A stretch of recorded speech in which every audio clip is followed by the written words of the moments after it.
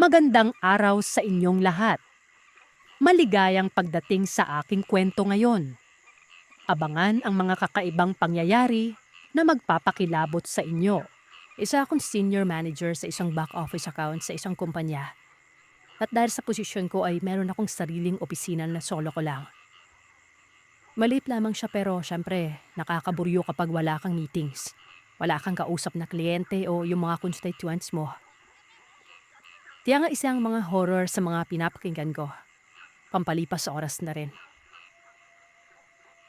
Tawagin niyo na lamang po ako sa palayaw ko na Igay. May 2 anak. Ang panganay ko ay anak ko sa pagkadalaga. Siyempre, magtataas kilay yung mga listeners kung bakit kailangang ibahagi ko yung parte na to, di ba? Konektado po kasi ang pagkakaroon ko ng anak sa pagkadalaga sa kwentong ito. Galing po ako sa may kalakihang pamilya. Anak din po ako sa pangalawang asawa ni Mama dahil ang una ay maagang pumanaw. Pero meron din po siyang mga anak doon. Kahit ganun man, hindi po naging issue sa amin o hindi pinanggagalingan ng away ang pagiging mga half-brothers and half-sisters namin. Masasabi kong may kaya ang mga magulang namin. Masisipag at matyaga tsaka mga utak negosyante. At ako, bilang pinakabunso sa mga babae, ayon. Hindi naman sa kaladkarin ako nung kadalagahan ko, no? Hindi naman ako nagpapadali kung kani-kaninong lalaki pero sabihin natin na medyo liberated ako. Kung saan may party, kung saan may sayawan, nandun ako. Minsan lasing ako magdamagan. Good thing naman yung mga kasama ko, palagi yung mga kabarkada kong babae na ang isa pa ay kakuntsaba yung tatay sa paghatid sundo sa amin. Para makasiguradong nasa maayos kaming umuwi noon. Inabutan ko pa kasi Sir Seth ang mga panahon na kapag nakita ka na may kasamang lalaki, kumaga i-judge ka kaagad. Kaya gano'n. Pero sa bar naman kapag sayawan, nakikipaghalubilo naman kami sa kanila. Hanggang sa makapagtapos ako sa kolehiyo, ganun pa rin yung habit ko, bar hopping. Dito, nakilala ko si Mar. Sakto ang taas, moreno tsaka matikas. Nakilala ko siya sa mutual friends namin sa isang party. Hindi siya mahilig sumadalong sayawan gawa nga ng galing daw ang pamilya nito sa isang probinsya. Hindi ko na po sasabihin kung anong probinsya. Konektado din kasi ito sa karanasan ko. Bale, malayong kamag-anak siya ng isang mutual friend at talagang nasama lang para kumbaga makita ang adjustment sa Maynila. Simple lang manamit si Mar. Mahilig sa plains pero medyo may pagka-probinsyado pa rin yung sapatos kasi medyo semi-formal. Kahit na casual party naman pero okay din. Nadadala niya naman yung mga sinusuot niya. Nakuha niya kasi ang atensyon ko gawa ng among sa mga tao sa crowd. Siya lamang yung hindi gaano kagumagalaw noon.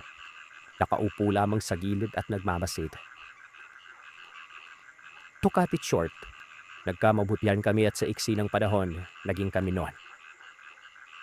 Maayos naman, habang nagre-review ako noon, hinahatid sundo niya ako sa review center ko. Minsan tumatambay ako sa kanila para dun mag-review. Hanggang sa isang araw, Sir Seth, pinagawalan na ako ni Mar na pumunta sa kanila.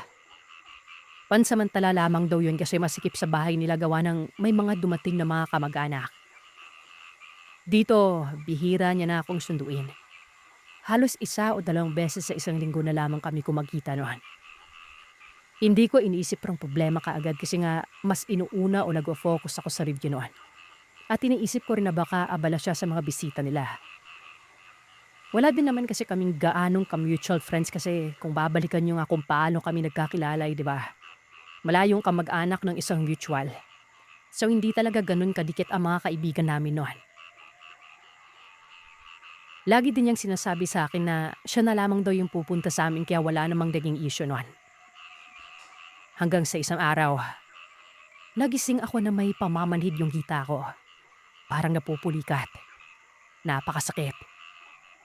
So bali ang ginawa ko ay inapa ko sa pader yung sakwang ko kasi doon na naman ang sabi nila kapag napulikat ka habang nakahiga, gawin mo yon. Habang ginagawa ko yun, Sir Seth, bigla akong naramdaman na mula dun sa hita kung saan ko naramdaman yung pulikat na yon. parang may gumapang sa laman-laman ko. Parang uod na bumaba mula nga dun sa hita ko na yon. Papunta sa binte, sa paa, sa mga daliri. Napakabagal ng paggapang na yon. Kapag kinapa ko wala naman. Sinusubukan kong hulihin pero sa tuwing hinihimas ko yung parte kung saan siya gumagapang ay humahapdi yung parte na yon. Nang makarating na yun sa sakong ko, dun ako nakaramdam na parang may tumutusok-tusok sa apakan ko na siyang dahilan para maiwas ko dun sa pader yung paa ko. Pagkatapos noon, isang mahapdi na pag-ihi ang pakiramdam ko. At pagkaihi na pagkaihi ko, Sir Seth, mangitim-ngitim na naninilaw yung lumabas noon. Hindi ko pwedeng makalimutan yon. Napakahapdi. Akalain mong toyo na nahaluan ng mantika at kulay at lapot. Yung ihian ko tsaka yung tiyan ko sumakit na lamang bigla. Bumaba ako noon mula sa kwarto. Wala yung mga magulang namin. Yung mga kapatid ko na matatanda na sa trabaho na. Mga wala pa din kasing asawa yung mga yon. Ang mga nandun lang ay yung mga kasambahay naming dalawa. Si Manang Lusing na matagal nang nandun. Yaya pa yun ang sumunod sa akin na bunso at si Ate Risa na matagal-tagal na rin sa amin na kamag-anak din ni Manang Lusing. Pumunta ako sa may kusina para uminom ng tubig noon. Pero yun nga po, nakita kaagad ni Ate Lisa yung shorts ko. Puti ang shorts ko noon. At hindi ko ramdam o wala akong nararamdamang pag-ihi pero may mga itim naman siya o tilamsik na nandun. Pinaupo nila ako at hindi ko ramdam. Namamanhid yung mga paa ko pero ayon sa kanila ay nanginginig na daw ako noon. Nawalan ako ng malay. Mabuti na lamang at noong mga panahon na yon, yung isa sa parang on-call na driver po namin na nakatira lamang sa kabilang compound, Bakate. Kaya nadala ako kagad-agad sa ospital. 3 araw akong nasa ospital, Sir Seth. Under observation. Yung dumi o yung itim na likido na nakuha sa akin hindi umano pang karaniwan. Hindi makikita sa loob ng katawan kahit na may abnormalidad man o may sakit ang tao. At saka isa pa, nung tines nga po yung parte ko na yon, walang nakita. Pero syempre, tiningnan nila kung may impeksyon. Sa 3 araw ko sa may ospital, 1 beses lamang akong dinalaw ni Mar. Yung pangalawang araw. Ang sabi niya magpagaling lamang ako mga ganon. Binantayan lamang ako buong maghapon tapos noong gabi ay umuwi na rin ito. Sa loob ng 3 araw din, Sir Seth, may mga kakaibang nararamdaman ng pamilya ko na siyang nagbigay sa kanila ng hinala na hindi ito simpleng sakit lang. Si Mama, tubong Batangas po. Si Papa naman tubong Davao. Lalo naman si Manang Lusing at Ate Lisa na parehas tubong Leyte. So bali ayon, ang unang karanasan ay nangyari sa pangalawa na bunso. Tawagin na lamang natin sa pangalang Andrew ito. Bali sila po mga minor noon. Yung mga kwarto nila magkakatabi sila tapos walang banyo sa loob noon. Sa CR sila sa labas ng kwarto sa second floor ng bahay. Kailangan nilang lumabas ng hallway. Samantalang kami mga medyo may edad na, nasa room kami na may kanya-kanyang CR. So bali itong si Andrew, lumabas noon isang madaling araw para magbanyo. Gawa man ng wala ako sa bahay. At nakagawian na talaga namin na hindi mag-lock ng pinto unless nagbibihis. At kapag wala kami ay hindi dapat yung nakasarado. Nadaanan ni Andrew yung kwarto ko. Ganon na lamang daw ang pagtataka niya nang marinig daw ako doon. Nagsasalita na parang may sinasabi, pabulong. Sinubukan niya akong silipin kung anong ginagawa ko at kung paano ako nakauwi ng ganong oras pero wala siyang mahagilap na tao. Sinubukan niya pa akong tawagan. Medyo close kasi kami noon at alam niya naman na pagbukas kwarto ko, pwede akong istorbuhin. Pero nang tawagin niya ako ng kapatid ko na ito, bigla na lamang daw tumahimik ang boses at pagkatapos noon. Isang mahina pero matalim na boses ng babae umano ang nagtanong ng, "Sino ka?" Sabay nito ay dahan-dahang gumalaw yung pintuan. At dahan-dahan din itong nagsara. Sa pag-aakala ng kapatid ko na tinatakot ko lamang siya, dumiretso na siya sa banyo at umihi noon. Nung umaga na lamang daw nang mag-agahan siya, nagtaka nang hanapin niya ako at yun nga, nasa ospital pa rin ako ng mga oras na yon. Sumunod na karanasan. Galing naman po ito kay Manang Lusing. Wala si Ate Lisa noon. Hinatid niya yung mga kapatid ko sa tutor nila na walking distance lamang din sa bahay. Sa madaling salita, si Manang Lusing na lamang ang tao sa bahay noon. Nakagawian na ni Manang Lusing na kapag walang tao ay patay lahat ng ilaw. Kahit na madilim yung parte ng hagdan namin pataas ng bahay, asing patay. Binubuksan niya lamang yung pinto na may screen door naman. Kapag mga ganong oras ng umaga, pagkatapos magdirig niya ni Manang, ang gagawin niya niyan iahanda yung mga gagamiting mga panluto sa kusina. May dalawa kaming kusina, isang nasa loob at isang nasa labas na parang dirty kitchen na rin. Bale galing si Manang Lusing sa dirty kitchen noon. Bit-bit ang salaan sana ng mga i-defrost. Pagkapasok niya ay nahagip ng paningin niya sa may bandang living room namin. Merong babaeng sumasayaw habang papasok ito at paakyat ng hagdanan. Alam ni Manang Lusing na babae kasi napakahaba daw ng buhok noon. Siyempre, ako na naman yung unang pumasok sa isip niya kasi ako yung pinakamahabang buhok doon sa bahay. Pero ang kakaiba lang sa babae, mas mahaba pa daw ng konti yung buhok nito kaysa sa akin. Tapos para daw walang saplot yon. Sa takot ni Manang na baka may pumasok sa may bahay na hindi kilala, kahit na alam niyang sarado naman ang gate namin at nakalak ang screen door noon. Dali-daling sinundan ni Manang ang babae. Bitbit niya pa nga daw ang salaan nun eh. Yung hagdan pala namin, sir, hindi siya yung open na stair, para siyang siningit na hagdanan sa pagitan ng pader. Tapos pael yung akyat mo doon. At pagdating sa taas ay hallway na at kabilaan yung mga kwarto. Sa madaling salita, dahil sa pinapagitnaan ka ng mga pader, ay para siyang kulob na daan. Patay lahat nun. Ilaw, electric fan. At ang aircon naman namin sa kwarto ay patay din. Nakailang hakbang pa lamang si Manang Lusing nang maramdaman niya na bakit sobrang lamig ata ng buong ambience ng hagdanan na yon. Ultimong yung pader, yung sahig ng hagdan. Napakalamig na aakalain mong merong nagbukas o pumasok ka sa isang refrigerator. Hindi binuksan ni Manang ang ilaw para lamang masigurado niyang masilip niya yung babaeng umakyat. At nang makarating na siya sa bandang hallway, napatigil siya. Gaya ng sabi ko, kapag walang tao sa bawat kwarto, nire-require kami na bukas lahat ng pinto doon. At bawat kwarto, palagi ang bukas sa mga bintana para maliwanag kahit papano. Tsaka para hindi na din mahirapan sila Manang at Ate Risa na maglinis noon. Kaya naman kitang-kita ni Manang yung babaeng ito na bagamat may hugis na tao, para umano itong anino. Sumasayaw-sayaw lang siya. At yung sayaw niya, moderno. Parang sayaw sa mga club o bar nga.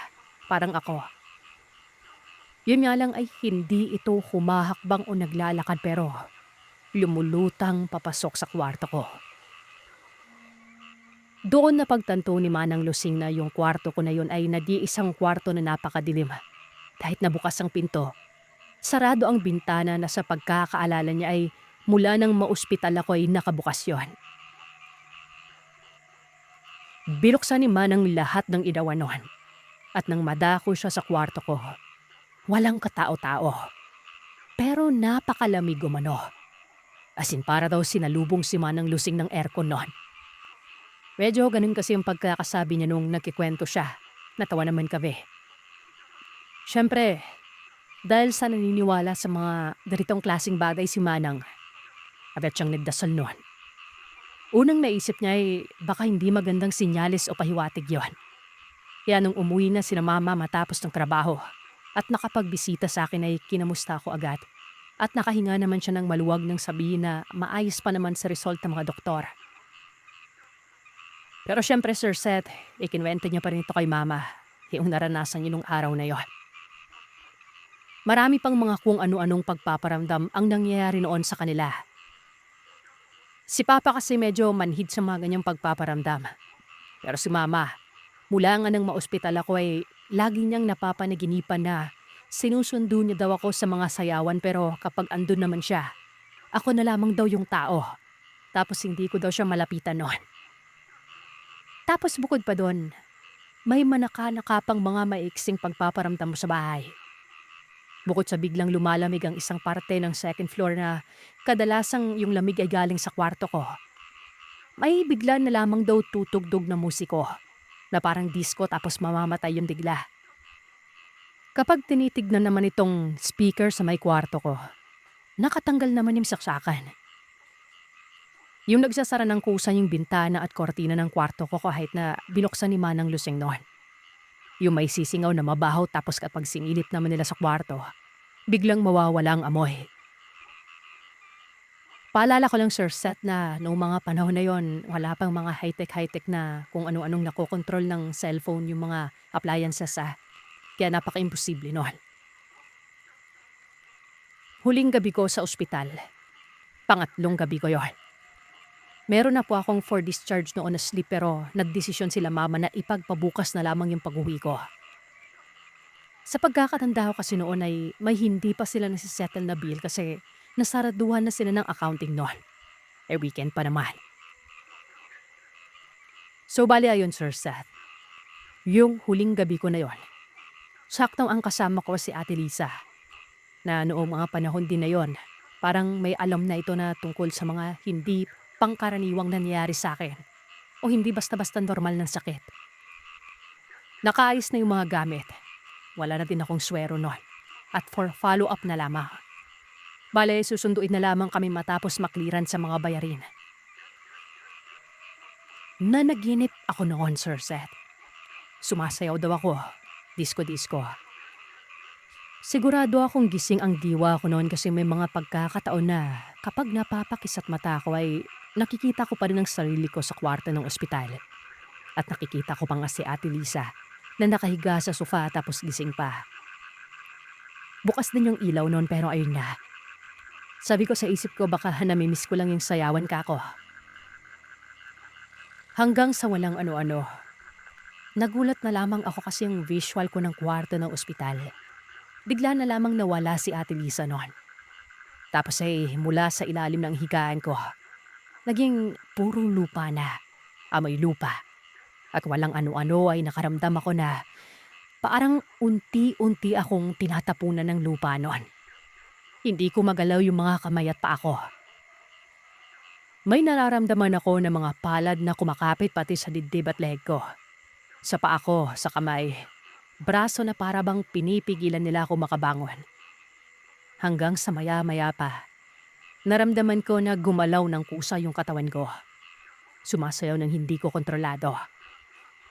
At nang magsimula na yung pakiramdam na hindi ako makahinga at parang sinasakal ako noon, naramdaman ko na lamang yung yugyug ni Ate Lisa.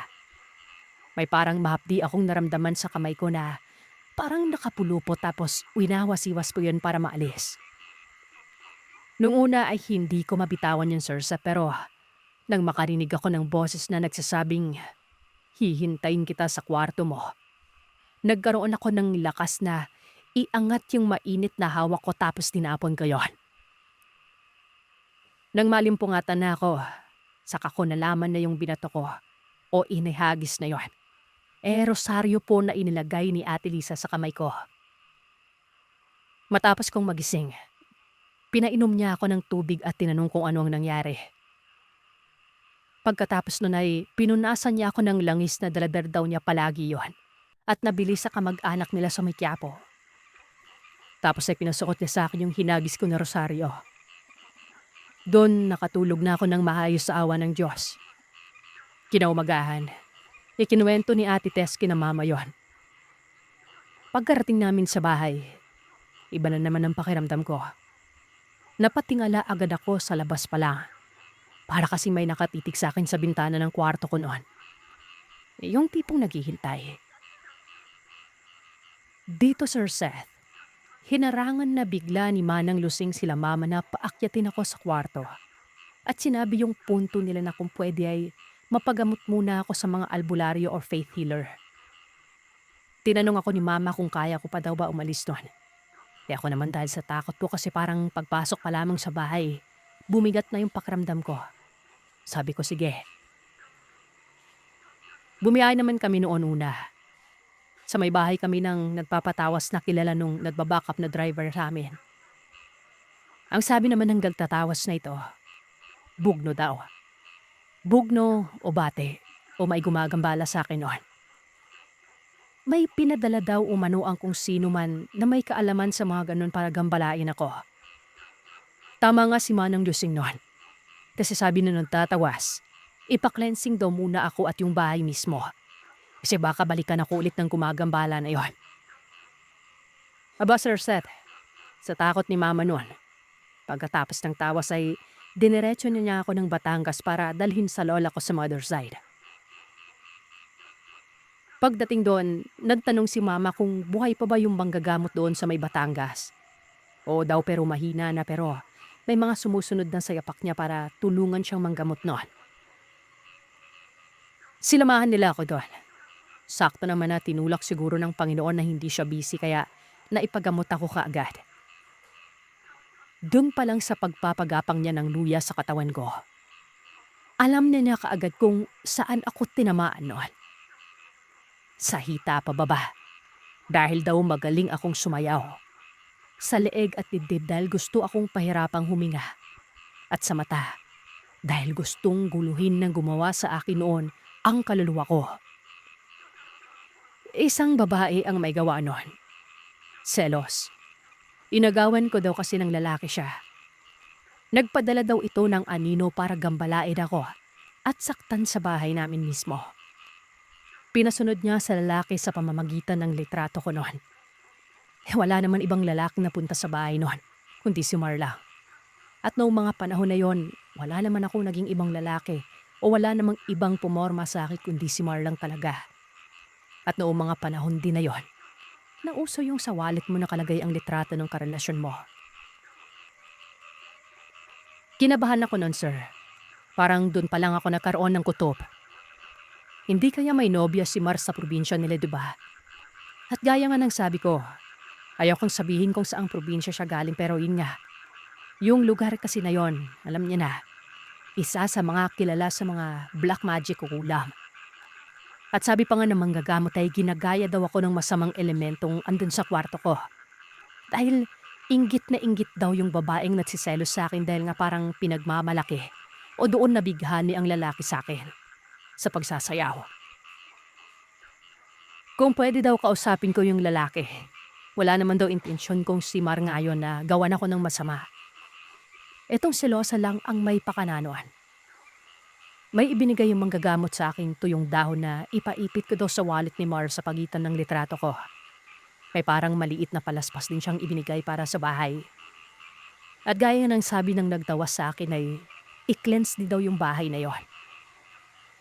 Doon na kami nagpalipas ng gabi sa bahay nila Lola. At kinaumagahan din ay nag-contact ng pari sila mama noon. Yung parish priest mismo kung saan kami nakatira at nilibot yung bahay para ibindisyonan ulit.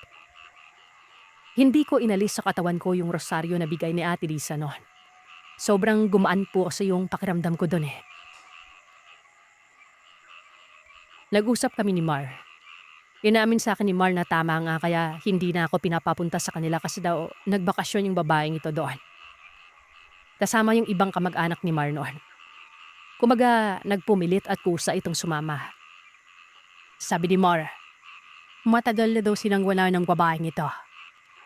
Hindi nga direktan sinabi sa akin na nakukulam ito o may kaalaman sa pangkukulam pero sabi damang ni Mar, iniwasan niya daw kasi daw may mga koneksyon na hindi maganda ang pamilya nito sa probinsya.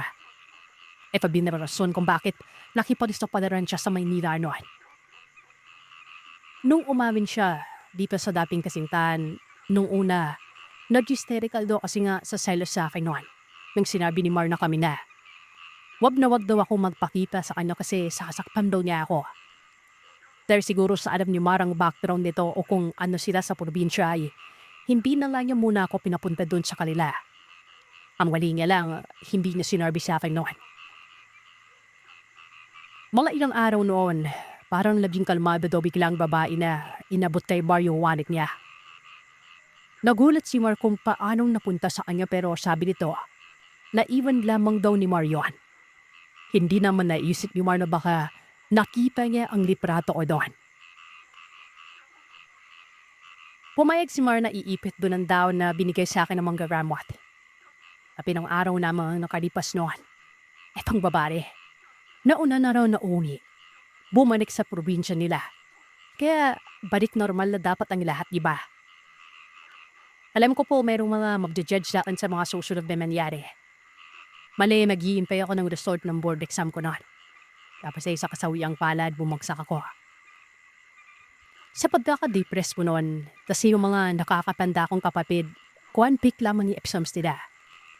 Panagiban naman akong nasa nabas noon. Kasama ang barkada, minsan inang araw bago umuwi. Sina Marma na dahil alaman pero wala silang magawa sa tigas ng ulo ko. Si Mar, pilit ako na pinapahayos noon. Kahit gabi-gabi na sinusundo talaga ako. At minsan ay doon na ako na lagi sa kanila. Pamilya na pingin nila sa akin, Sir Seth. Hanggang sa isang gabi, may nangyari po sa amin. Siguro dahil na binanghalo-halong emosyonan. Nagpangkin ako sa nobyo ko. At yun, nakabuo kagad kami. Alam kong na-disappoint ko yung mga magulang ko noon pero si Mar, hinarap po na yung mama at papa ko na pananagutan nga yun. Hindi naman siya pinahirapan ni na mama. Tatlong buwan na akong buntis noon. Sa tatlong buwan na yun ay hindi ko nakita nagsawa si Mar. Labi akong hinahanadan. Binibidan ng kailangan ko at gusto ko. Madino ako ng surnawan ng Facebook noon. Walang cellphone. At taling landline lamang kapag nag-uusap kami ni Mar pag hindi magkasama. Kaya isang araw, nagulat na lamang ako nang magparamay ko.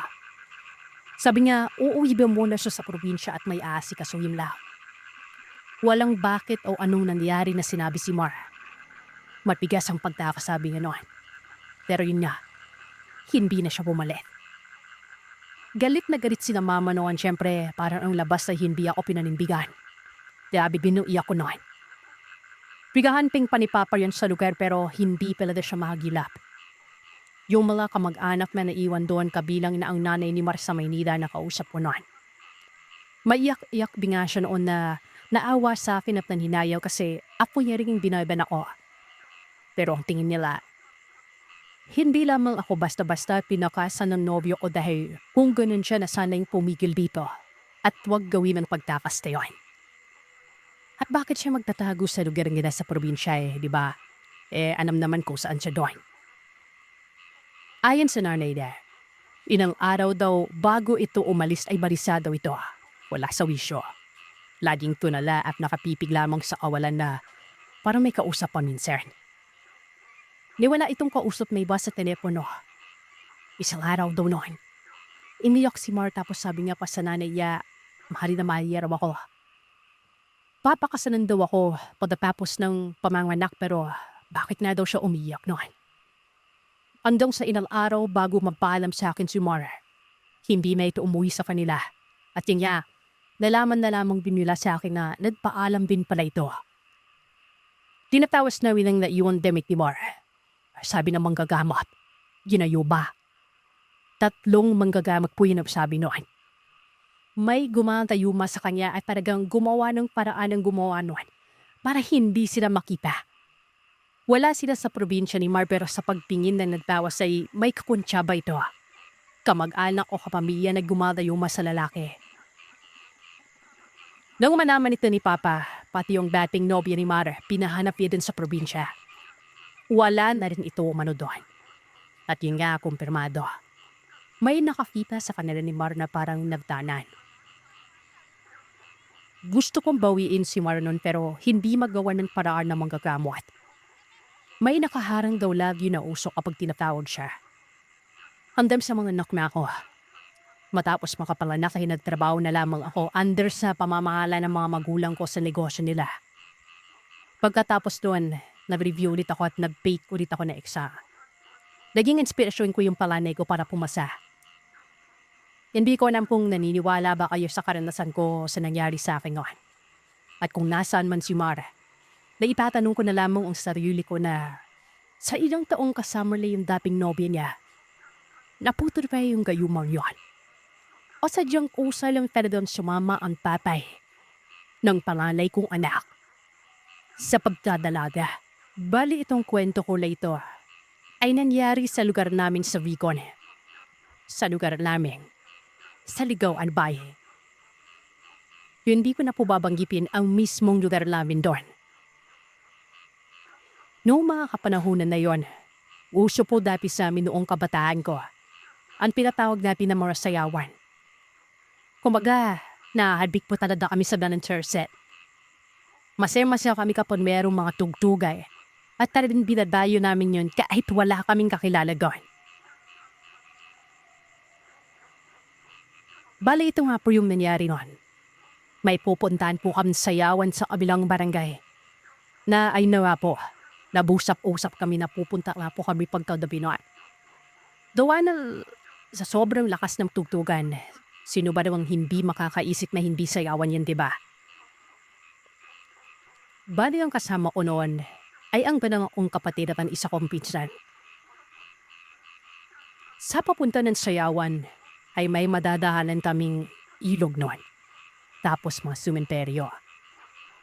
Ewan ko po at hindi namin maintindihan kasi po akala po talaga namin sayawan ang pupuntahan namin noon. Kaya naman laking gulat namin noon yung inaakala namin na sayawan ay puro po panapatay ang inabutan namin. Bani sa lugar na yun na may akala namin sayawan, danaw daw po ang patay namin doon. Sa madali sa repassor set ay wala daw tanadong sayawan.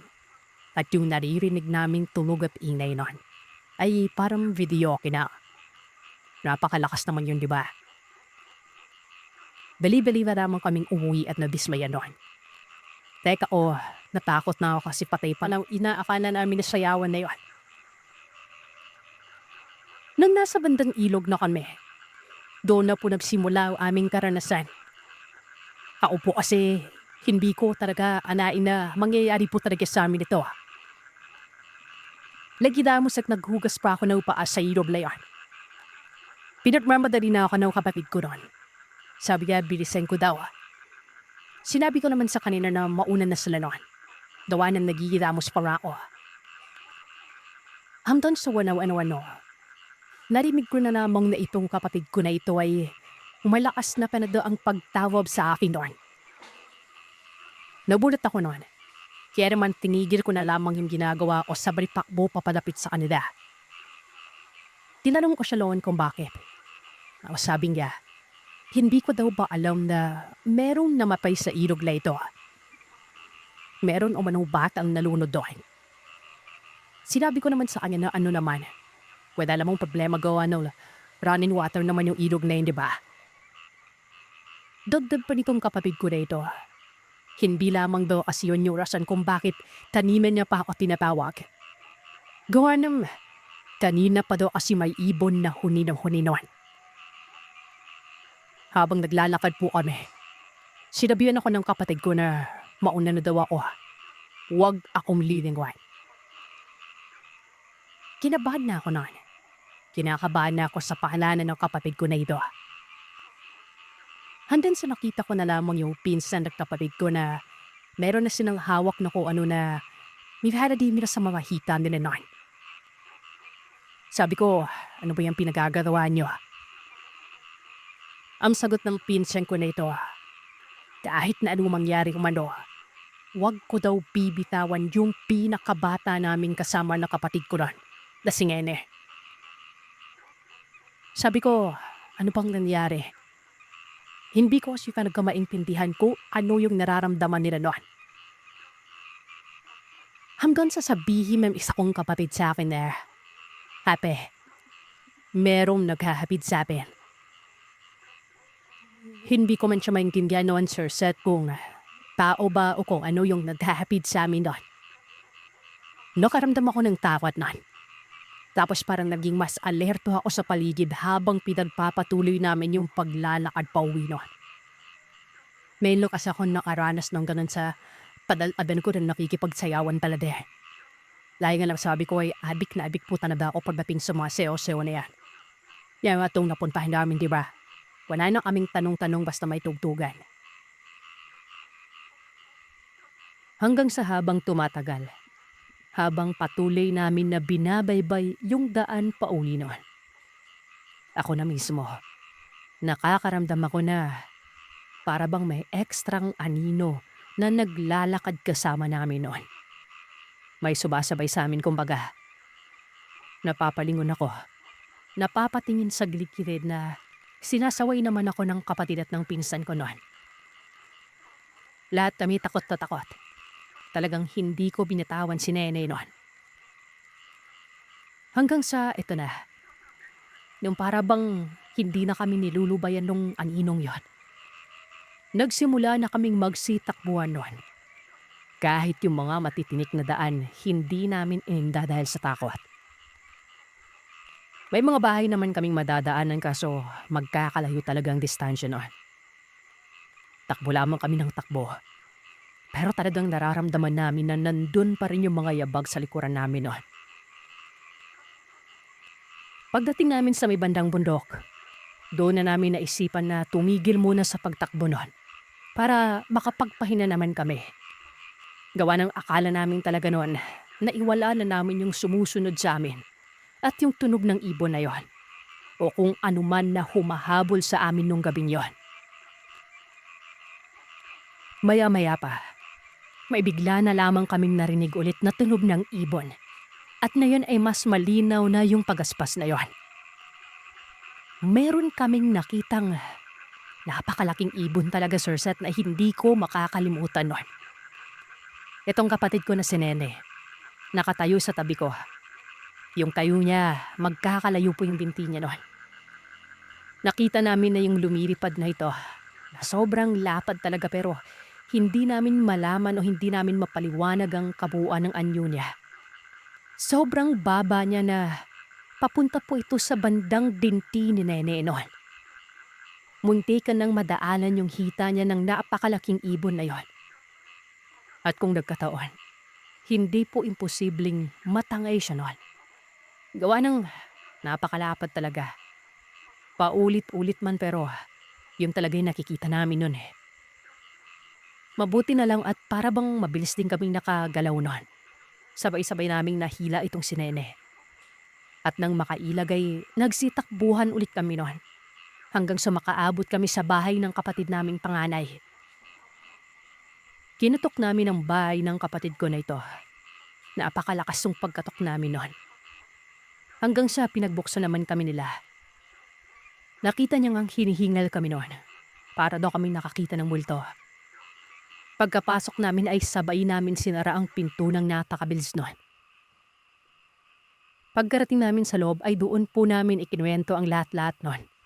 Yung tungkol sa anino, sa tunog ng ibon, at sa malaking ibon na dumaan sa hita nito ni Nene, na muntikan na nga siyang madagit noon. Napagalitan pa kami ni Manoy kasi sobrang adik daw namin sa sayawan. Pati nga yung burol ay inakalat na namin sayawan noon. Inutusan kami ni Manoy na magsiga sa kusina at magtapon ng asin sa labas at magdurog ng bawang. Habang ginagawa namin yun, Sir Seth, bigla na lamang may nag-ingayan sa labas ng bahay nila Manoy. Yung mga puno ng langka at abukado, akala mo may nag-aaway doon sa puno na yon. Pati yung likod ng bahay nila, gusto na atang buhatin nung naghatid sa amin yon. Kasi ramdam talaga namin yung pag-alog ng mga puno. Isipin niyo, Sir Seth, hindi kaliitan yung puno ng langka at abukado noon. Habang patuloy naming ginagawa ang pagsiga na yon, bigla na lamang may bumagsak sa may bubungan ng bahay nila Manoy. Alam namin hindi maliit na hayop yon.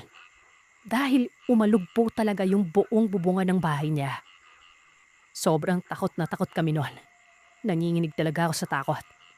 Pati yung pinsan ko, ihing-ihina. Pinalusot na lamang niya yung ano niya doon sa silat ng kawain kasi takot na din siyang lumabas noon. Pero yung bahay ng pinsan ko na ito, katabi lamang din nila Manoy. Hindi na nga siya makalabas ng dahil sa galit na yung nilalang na kung ano man o kung sino man yung naghatid sa amin nun sa may labas ng bahay. Kung hindi pa nagmura si Manoy na tumigil ka na at bubuhusan kita ng asin dyan. Hindi pa namin naramdaman na unti-unting nawawala ang tunog nito. Pumagaspas. Naramdaman naming merong lumilipad palayo. Lumiwanag ng lahat-lahat. Hindi talaga kami nakauwi noon. Sinundo kami ni Papa kasi hinihintay na kami pala nung gabi na yon. Hanggang sa nagkwento na lamang kami kina Papa at sinabihan kami na yung pinsan ko nga nakasama namin dapat sa pupuntahan naming maling sayawan noon ay lapitin talaga umano yun ng aswang. Kaya nagkataon na pati kami ay nadamay noon. Sa pangyayaring yan ay nakikisayaw pa naman po kami noon. Kaso yung pinsan ko po talaga, hindi ko na talaga sinama yon dahil sa sinabi ni tatay.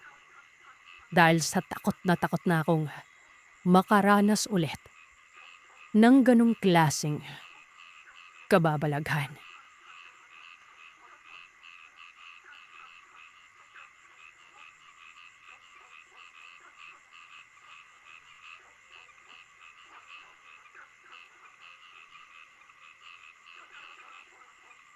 Magandang araw sa inyo, Sir Seth.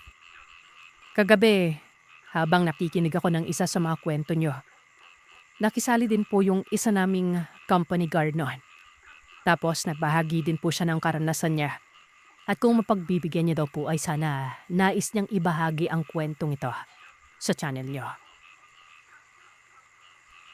Siya po ay kasalukuyang nagtatrabaho sa Brunei bilang security guard. Pangalanan na lamang po natin siyang Manong Dado. 44 na taong gulang na. 15 taon na po siyang nagtatrabaho dito. Bali ganito daw po yung karanasan niya noong kabataan pa lamang niya sa kanilang probinsya noon, sa may Iloilo. Ang sinabi sa amin ni Manong Dado, etong lugar nila sa may Iloilo ay parte ng mga medyo sabihin na lamang nating liblib na lugar. Hapon umano noon, pagkatapos ng klase, kailangan pa niyang maglakad ng mga 3 hanggang 4 na kilometrong layo mula sa paaralan, pauwi sa kanilang bahay. Madalas ay marami naman daw siyang kasabayang umuwi noon. Pero paminsan-minsan ay hindi maiiwasang mag-isa niyang binabaybay pauwi. Ang sinasabing makipot na daan na palagi niyang tinatawiran. Maugong umano sa kanilang baryo o sanayan nila noong kapanahunan na yon ang usap-usapan patungkol sa bandog na aswang. Pero dahil hindi umano sila pinalaking matatakutin, binabaliwala lamang niya ang mga kwentong ito. Pero isang karanasan umano ang nagpabago sa paniniwala niya. Isang hindi makakalimutang pangyayari noon. Etong partikular na hapon nang maranasan niya ito, ay mag-isa nga siyang naglalakad sa daan noon pauwi.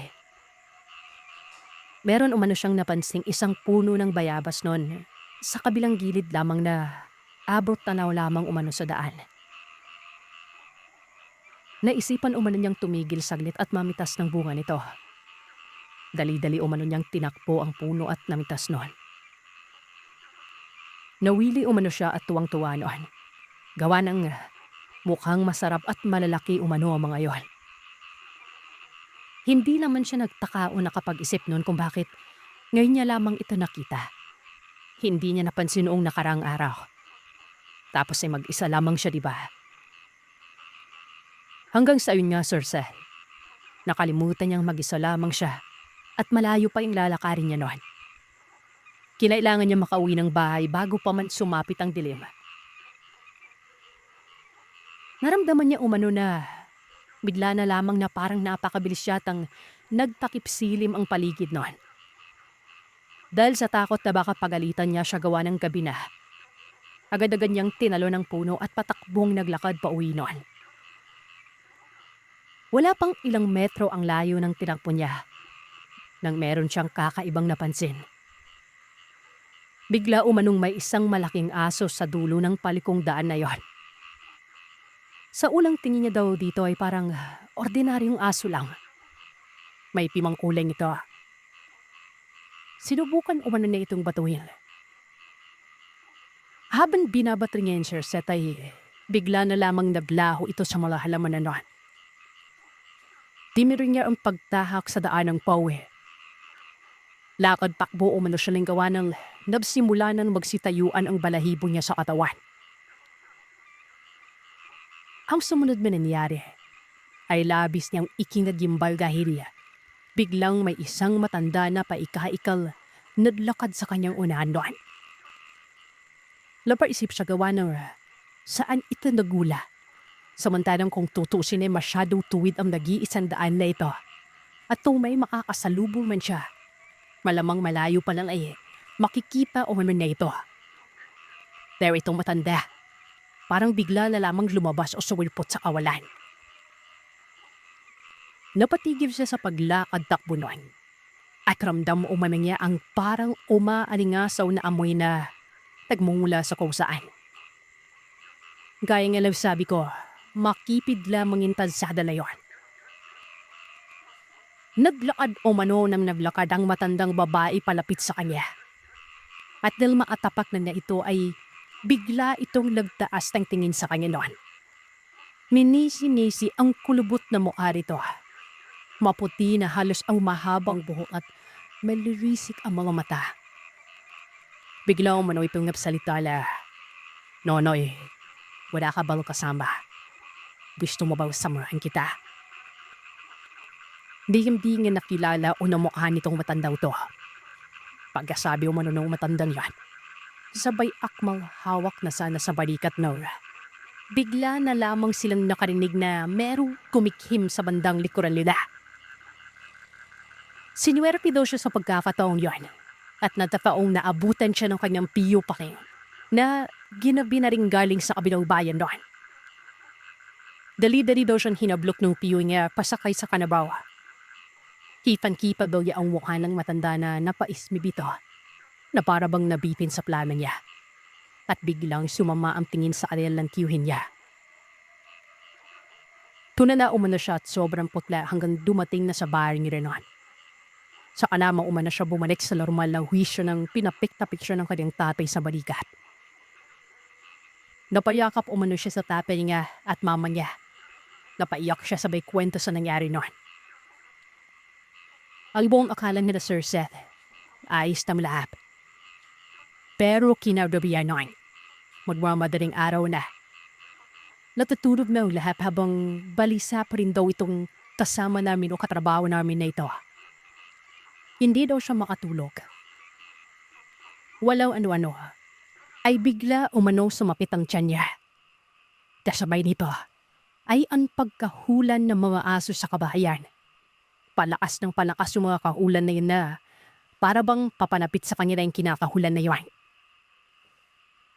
Napapaiyak na umano itong si Dado sa sobrang sakit ng tiyan niya noon. Handang sa meron siyang narinig umano na kaluskos sa bubuan nila. Kasabay noon ay lalo pa umanong sumasakit na para bang hinahalukay talaga ang sikmura niya noon. Dawa ng labis na inay ng mga aso sa labas ng bahay nila. Nagising na rin umano ang tatay at nanay niya. Dali-dali umanong nilapitan siya ng nanay niya at tinanong kung bakit siya umiyak. Ang sagot naman niya ay parang may kung anong babing ang humahalukay sa loob ng tiyan niya noon. Hanggang sa ito na. May narinig silang parang isang malaking hayop na tumalon mula sa bubuhay. Kasabay ng pagtunog ng malaking ibon na paikot-ikot sa kabayan nila. Madagdag ko rin pala, Sir Sen. Layong tiyuhin niya rin na ito. Yung kanina kasama niya sa pag-uwi ay sa kanila binpudo at tiranuan. Lingid sa kalaman nila. Yung tiyuhin nila ito ay may hinalaman na babalik at babalik daw ang nilalang na naabutan niya sa daan doon. Dahil sa may kung anong kakaibang pakiramdam daw ito sa matandang babae na yon.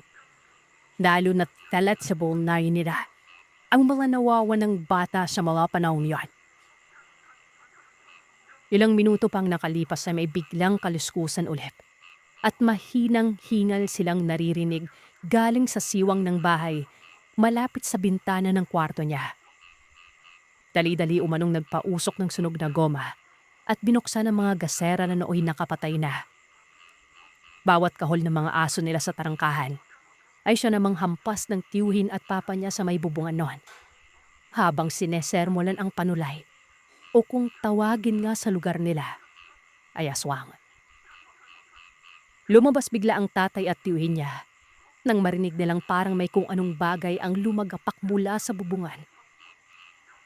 At pagkalabas umano nila, kitang-kita umano nila ang isang hayop na may ihahambing mo sa napakalaking aso noon.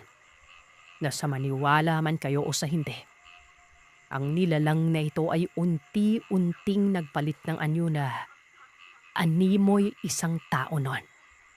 Kasing tumayo daw talaga yon. Napatalikod dito na parang pagapang ang posisyon sa may lupa noon. Dali-daling winasiwas ng tatay ni Daday ang itak na gawa sa tanso habang pasigaw nitong sinabi na huwag kang magkakamaling perwisyo'y ng anak ko o sino man sa pamilya ko. Dala ng pagkagulat, malamang ay bigla na lamang umanong napaatras ang nilalang na yon. Unti-unti umano itong lumayo sa bandang maliwanag, dumikit sa kadiliman, at doon na ito naglaho. Nang magliwanag na, nagdesisyon ng tiyuhin ni Dadu na sadyain ng manggagamot para maipagamot siya noon. Ayon sa manggagamot ay aswang nga umano ang nakasagupa nila. Isang uri ng aswang na gala. At ang salitang ginamit ng albularyo o manggagamot na ito ay ang salitang tampong. Na tampong umano siya noon. Nang ibig sabihin ay balak siyang biktimahin. Mabuti na lamang at saktong naabutan siya. Kung hindi, malamang sa malamang ay nakain na siya ng nilalang na tinatawag nilang wakwak. May pinainom umano sa kanya ang manggagamot at binigyan ng proteksyon laban sa kakaibang nilalang. Maging ang bahay nila ay pinalagyan din upang hindi na sila muling perwisyoin ng wakwak na yon. Ito ang dahilan para maipamulat sa kanya na totoo ngang may mga bagay at nilalang sa mundo na hindi man mapaliwanag ng siyensya at ordinaryong mga mata. Hindi lamang tayo mga normal na tao ang namumuhay kundi may iba pang tulad nilang mga ganong nilalang. Itago niyo na lamang po ako sa pangalan MJ. Isang manunulat.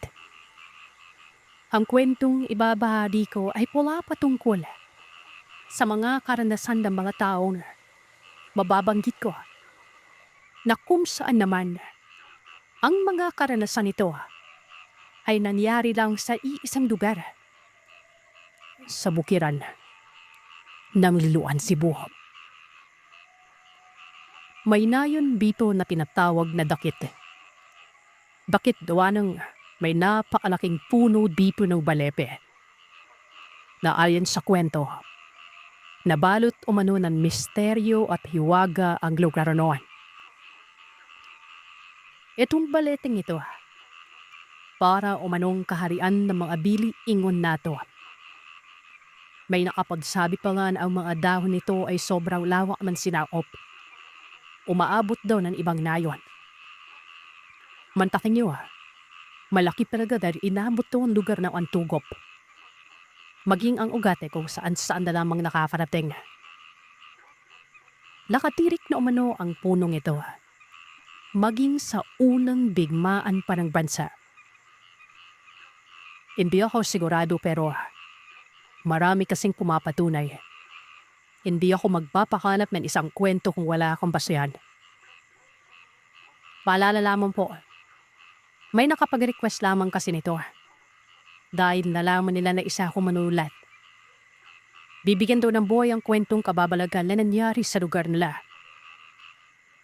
Kuweno, simulan na natin sa unang storya.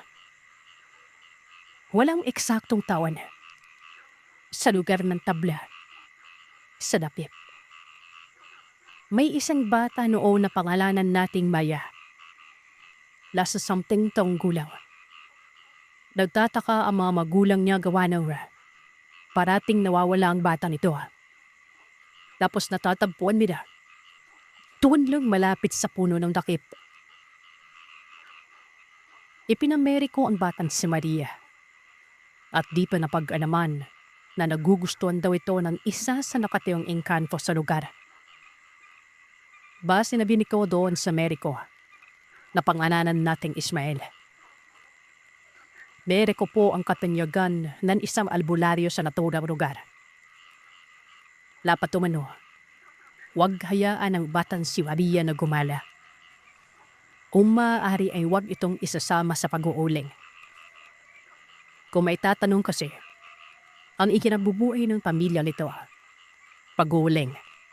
O kung hindi naman ito, ang kinatawag na pagpamugha. If tayo nagsisibak ng kawis or set, at ibinibenta naman sa bayan para gawing panggataw. Ginawa naman yun ng mga magulaw na pangalan na nating Pedro at Salina. Pero naging limitado ng kanilang mga galaw. Dapat sana sa ikabuboyang simpatya. Pero na-happy na ito.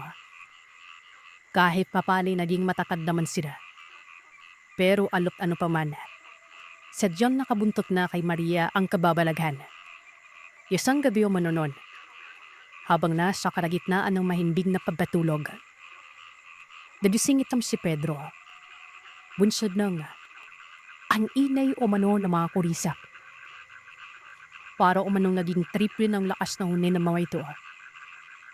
Napakalamig o manonon. O kaya naman luwabas ng bahay ito si Pedro.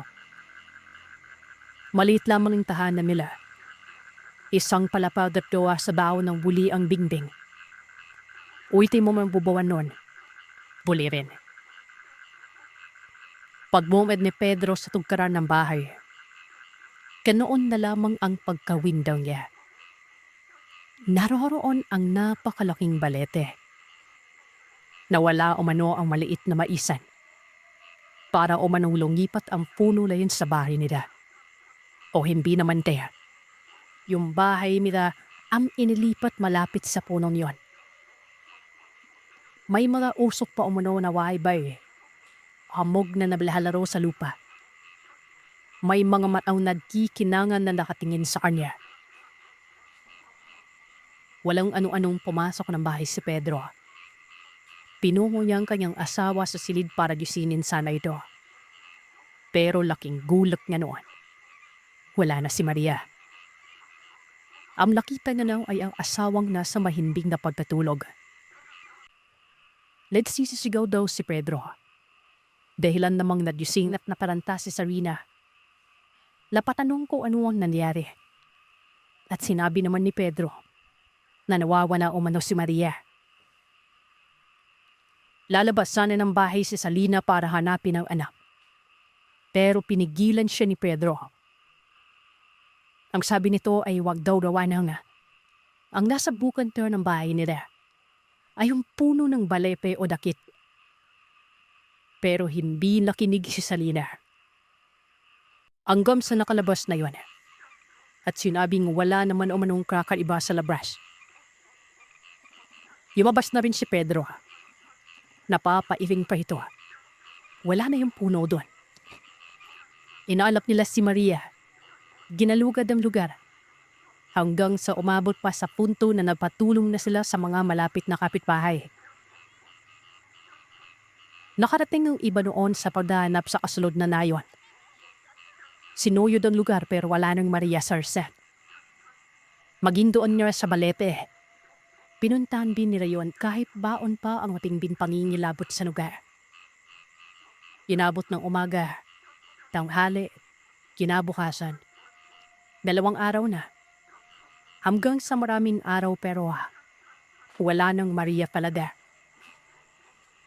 Ameriko naman orin sa gawa ng isang ritual. Lablabday umano ng alay sa malaking puno ng balepe. Lakikiusap itong isauli ang bata.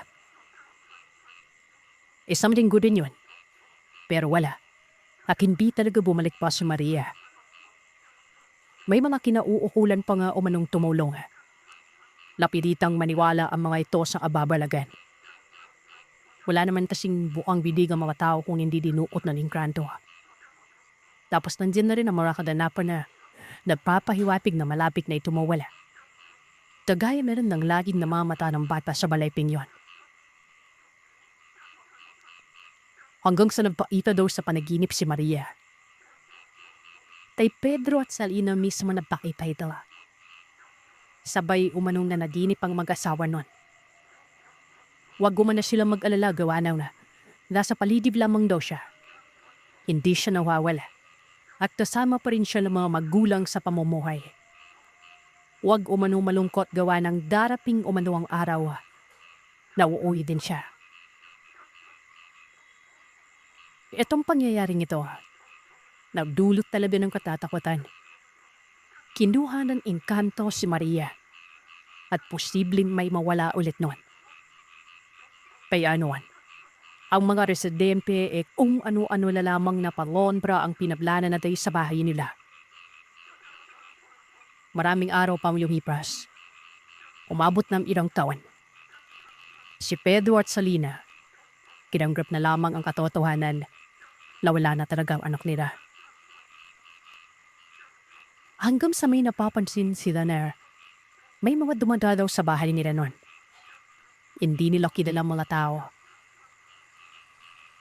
Naninilabot ako, Sir Seth, habang ibinabahagi ko ang kwentong ito. Ito kasi umanong mga bumibisita. May inaabot na mga pagkain, prutas, at kung ano-ano pa. Linsan pa nga umano, nakatanggap itong si Pedro at Salina ng tipak ng ginto. Ayon sa kwento, hindi umano nagsasalita ang bumibisita. Basta pagtatapos na may iabot ang malayon, umaalis din kaagad. Ang mag-asawa ay naniniwala na baka galing ito kay Maria. At nga ay totoo umano, dahil nagpaparamdam daw sa panaginip nila si Maria. Natanggapin ang body na darating sa kanila noon. Hanggang sa nagkaroon ulit sila ng anak. Lalaki na ito, na itago natin sa Palalagumel. Dahil sa takot noon na baka itong anak nilang lalaki ay kunin din. Yumayo ang pamilya sa lugar. Lumipat lang sa ibang dayon. Dadsaan ang biyaya sa kanilang pamilya na para bang ginabayan ng swerte ito. Pero ayon sa mga kapitbahay, patuloy sa pagbibisipa ang mga hindi kilalang tao. May ibinibigay pa rin ng mga ito pero ayaw lang umamin nila Pedro at Salina. Isipin nyo, walang trabaho ang mga yan pero hindi naghihirap. Sila bang hindi magdiduda, di ba? May idea nila yung mga residente sa kung anong nangyari sa kanila noon. Makalipas ng ilang taon naman mga 15 taon daw yan, Sir Seth. Karawan ng anak nilang lalaki na si Mel. Nabulantam ang gawang na yun. May bumisita daw na hindi imbitado sa karawan na yun. Isang matangkad na lalaki na ubod ng gwapo, pati isang babae na morena. At ikang babaeng ito, nagpakilala sa palalawa. Maria. Gabi man na yun. Siyempre yung ilaw na kasaksi, napatakbo man o. Pero yung iba ay binalot ng pagkamanga at misteryo. Nanatili sila doon para tuhayan ang pagpapakita ni Maria. Itong mag-asawa na si Sabina at Pedro umano noon ay hindi halos maapaniwana. Pero walang takot silang nararamdaman. Tuwang-tuwa ang mga ito. Ang sabi ni Maria, ito na umano ang pinalako niya na uuwi siya at magpapakita. Ang kasama niya umano, isang prinsipe, asawa niya. Hindi na binanggit sa kung anong larangan ba ito naging prinsipe pero alam niyo lang engkanto yon. Nagkakwentuhan pa nga umano, Sir Seth. Ay, Maria, kaibigan niya umano nung una ito. Dinabala daw siya nung bata pa siya sa karian. Naglalaro sila at inaya na wag nang uuwi. Pumayag naman daw si Maria. Nakunayan naman yung katawan ng batang Maria na kasama nila noon. Hindi na talaga umano siya. Yun pa man ay nakatira na umano siya sa loob ng mahiwagang lugar. Pampalubag ang bamin na lamang yung presensya din para kahit papaloy Matandip agad ng mga magulang ang pagkawala niya. Pero nagtamali siya ng akala. Sobrang nangulila ang kanyang mga magulang. Umabot pa sa punto na kamuntikan na umanong masira ang kaharian ng mga engkanto. Dahil nga sa kababaladan na yon, may narapasan na putuli ng puno. Mabuti na lang aking di pinuloy. Dahil kung nagkataon pa, marami umanong mamamatay. Kaya nga siya nagparamdam sa panaginip para mawala ang galit ng mga magulang. Mabuti naman na pinanggap na ng mga ito ang pagkawala niya. Ang mga tao doon noon, Sir Seth, napapailing na lamang habang pinapakinggan ng salaysay na Maria. Tama naman daw ito dahil pinalak talagang putulin at sunugin ang puno ng dakip o balepe. Kung nagkataon palang natuloy yun, hiyari sinang lahat. Tibuslip pa umano ang gwapong lalaki at si Maria ng isang gabi. Nakatulog talaga sa bahay pero pagsapit ng umaga, wala na umano mga ito. Hindi naman nabahala ang mga magulang. Kahit papanay masaya sila. At nakita nila itong muli pero hindi sila umasa na uuwi na panabay po ng tuluyan. Ikalawang kwento. Kung yung una, walang eksaktong taon. Ito namang pangalawa ay nangyari noong dekada 70. Totoo talaga ang kasabihan, Sir Sam, na kung hindi ka tumingin sa pinandalinan, hindi ka makakaraping sa paroroonan. Isang malalim na talata na may malalim na kahulugan. Pero isa lang itong tipikal na bagay. Pero paano kung hindi tipikal? Paano kung tipingin ka na sa iyong pinanggalingan? Pero hindi ka na makakarating pa sa paroroonan. Na mas pipiliin mo pa ang manapili imbis na magpatuloy. Dahil mas lalala lamang ang sitwasyon kapag nagpatuloy sa paroroonan. Malalaman niyo ang pinupukol ko. Then sa susunod na kwento nito. Sa panahong nabanggit, may magkapatid noon na naulila na sa mga magulang. Nagkaroon kasi ng isang sakuna noon sa karabatan na dahilan naman para masawi ang mga magulang ng magkapatid na ito. Bale, may lunod ang sinasakyang barko. Pangalanan natin silang Kalatasyo. Gaya ng nabanggit, lahat ng personalidad na malalangkop dito sa kwento ay nakatira sa naturang lugar. Kung saan ito ang tinatawag na dakit. Sa kabila ng mapait na yugto ng buhay, nilapili ang dalawang matatag. Pagkatanin ng maisa kung ano-ano pa ang pinagkakakitaan nila. Minsan, nag-uuling din ang dalawa. Hindi nalingit sa alaman nila ang kababalagang gumabalot sa lugar ng dakit. Dahil noon pa man, kabi-kabila ng kwento patungkol dito. Pero wala naman sa kanila yon. Mas pinapairan nila ang pamumuhay na hindi inaantala ng kung ano. Kapag naging maalat sa kanila ang panahon, ang pinagkakaabalan nila ay ang pagtotoo. Ito yung paggawa ng stick ng barbecue gamit ng kawayan. Kung hindi naman kaya, ang ginagawa nila itong tinatawag na paleo. Ito naman yung daon ng buri na pinapanipis.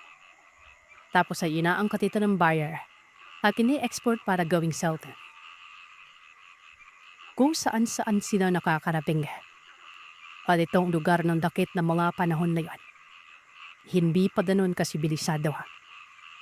Kung kayo pahirapan talaga. Hindi lang naman sila ang may pamumuhay na ganito. Dahil halos lahat ng nakatira sa lugar, hilan ng nakagawian. Kumbaga, para bang naging kultura na nila ito. Nasa 14 na taong gulang ito si Kan ng mga panahon na ito. Matanda namang sa kanya si Tasha ng 3 taon. Kahit papanay nagkakasundo naman ng dalawa, nakakarating sila sa kung-saan na tila ba nakalimutan na ng dalawa ang panganib at ang yumulukob na kababalagan. Hanggang sa may nangyari umano. Ayon sa kwento, Ang magkapatid na si Cal at Tasyo nakarating sa lugar ng kaaryaw. Dito sila nanguha ng bulinoan. Umbaga, pakyaw ang tawag. Binabagian nila ang may-ari ng ika-4 na parve sa kita. Lahat ng mga buli sa lugar na ito, sila ang kumukuha. Sa hindi malamang dahilan, ito na pala ang mga sampiling mararanasan nila. Ang nakakapanilabot na tagpo sa buhay nila. Papauwi na sila nun. Dapit hapon na. Bakas ang pagod sa marmuka habang pasan-pasan ang bulig ng buli. Lapahintro si Cal. Nagtataka siya noon gawa ng 2 beses na umanos lang nagpakawid-tawid sa ilog. Samantalang iisa rin naman ang ilog sa lugar. Bago pa aakit patungong dakit. Ito si Tasyo. Alam na ang nangyayari. Pero hindi lang sinasabi sa kapatid. Hanggang sa nagreklamo na nga itong si Cal. Kung kaya naman naalarma na silang dalawa. Hindi nila tanawang araw.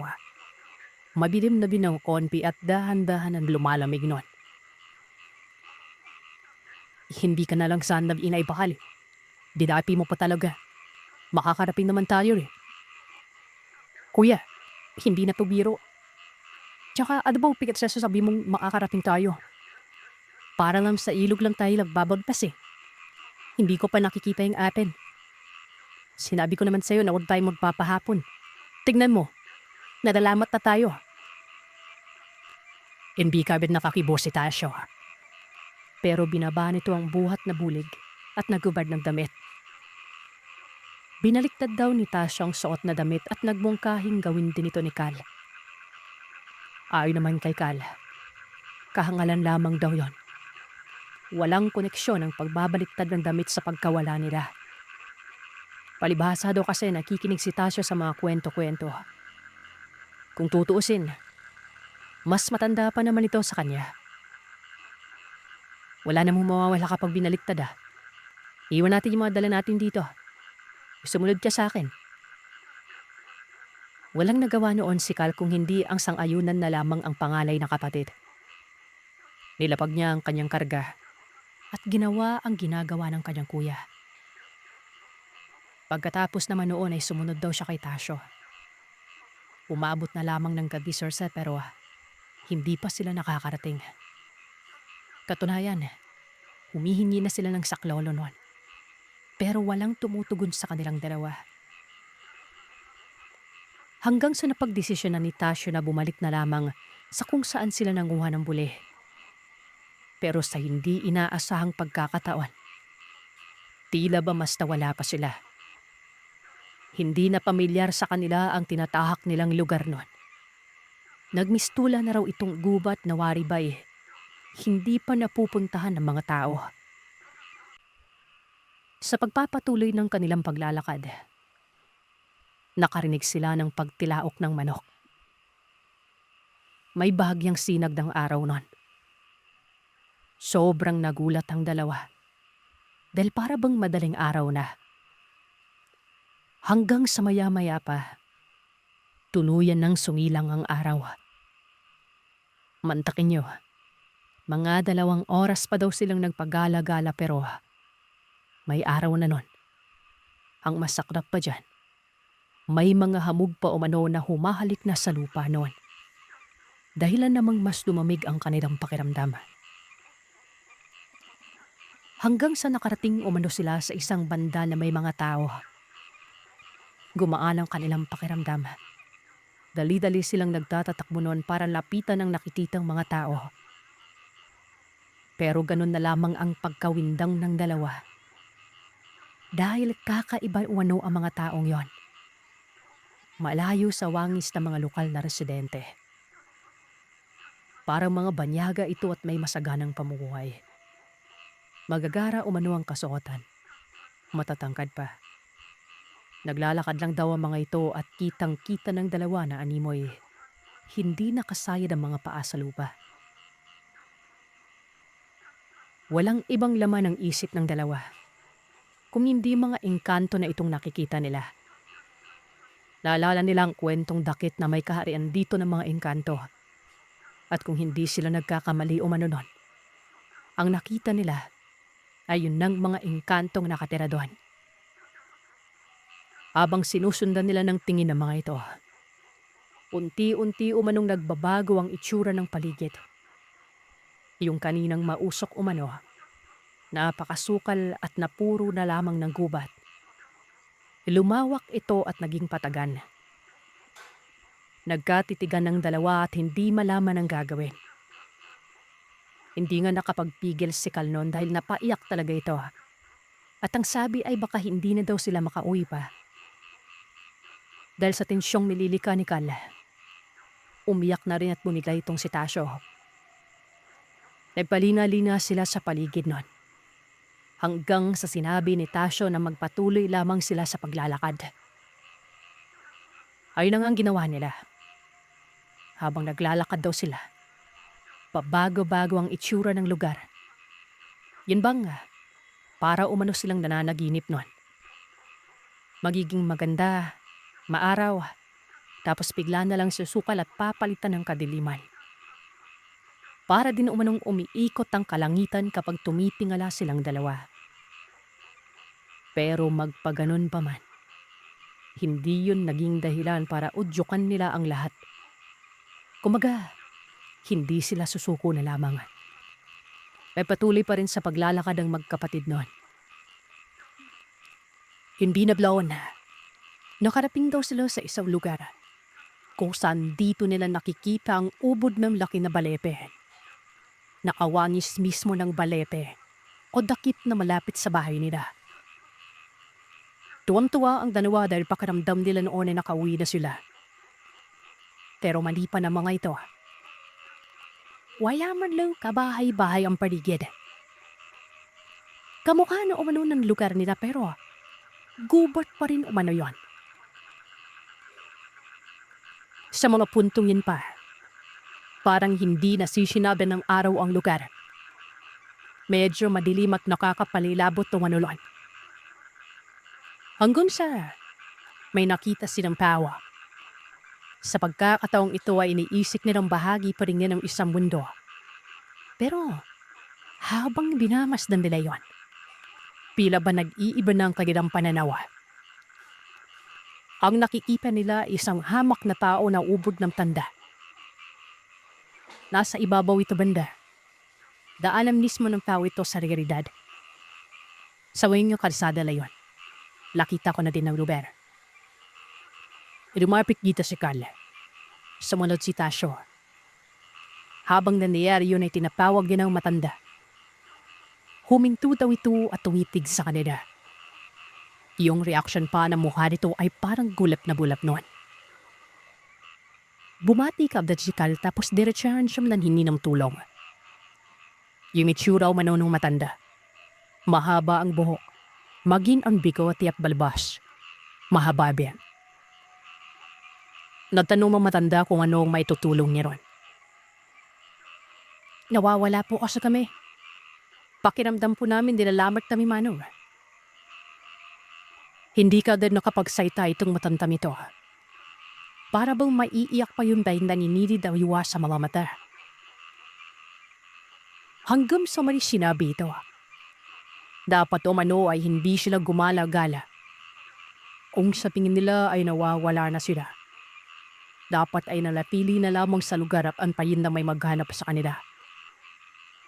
Darating umano ang oras na babalik sa normal ang paligid. Pero ano daw ang nangyari at umabot na sila sa malaking puno na posibleng hindi na umano sila makabalik noon. Dagdag ng matanda. Kapulad nila. Nawawala din siya. Pinili niya na lamang na manirahan sa lugar kesa naman pahirapan ng sarili sa kakahanap sa landas para makauwi noon. Nagkaroon na ng pamilya ang matandang ikaw doon sa lugar na ilan. Gulat na gulat si Calapasio. Pinuro pa ng matandang ito sa kung saan siya nakatira. Nakita ng dalawa ang isang napakagandang bahay sa unahan. Nabiruan na daw yung bahay niyon. Nawari pa'y napuno yun ng mga diamante. sa mga puntong yon. Habang nakapipig umano sila sa bahay, bigla umanong nagbago ang itsura ng lugar. Yung matandang yon ay hindi lang nag-iisa. Marami sila, pero katulad ng mga paong nito, doon sa una nilang nakita. Sa paglingon naman nila sa malaking puno ng balepe, nagmistula itong pasilyo na makikita naman sa unahan ang napakalaking bahay.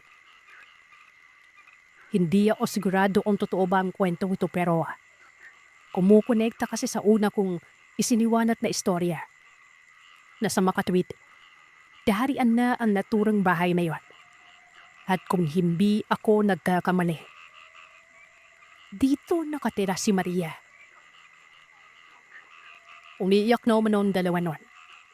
Nagmamakaawa na tulungan sila. Pero ayon sa matanda, kung siya umano ang papipiliin, mas gusto niya sa lugar na yon dahil wala talaga siyang problema.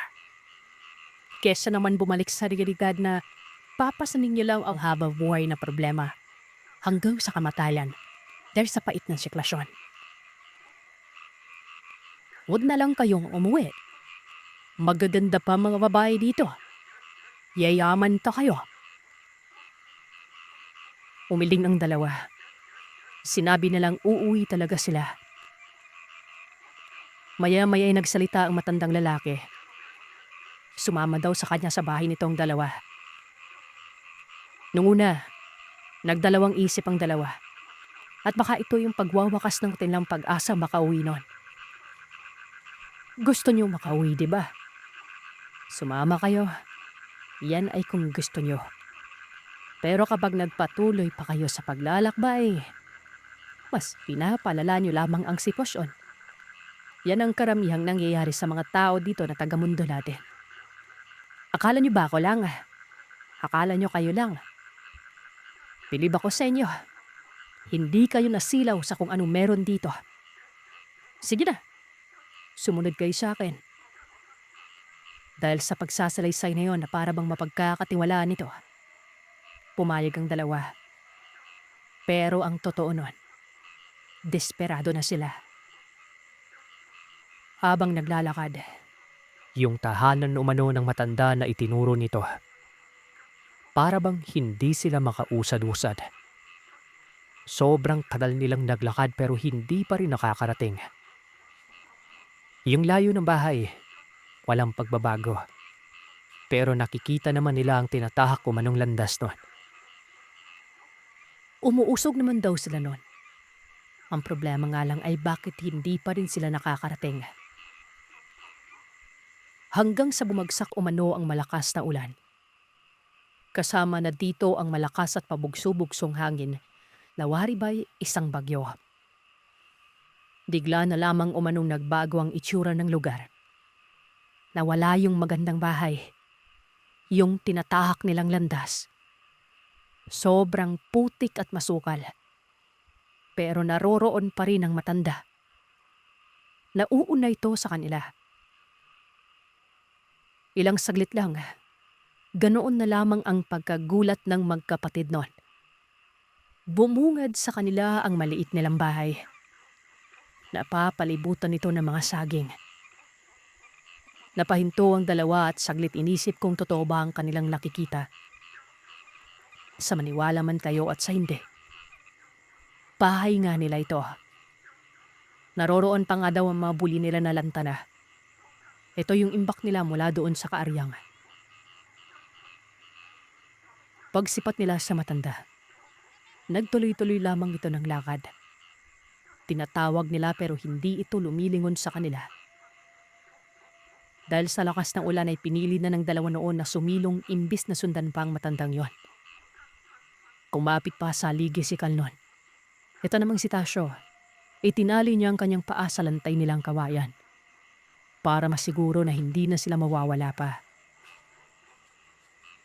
Maya-maya pa, humupa umano ang ulan. Dito na nila nakita ang mga kapitbahay nila na siya namang gulat na gulat sa pagkakataong ito nang makita sila. Lumapit pa nga daw ang isang pamilya at kitang-kitang pagtataka nun. Saan umano galing ang magkapatid?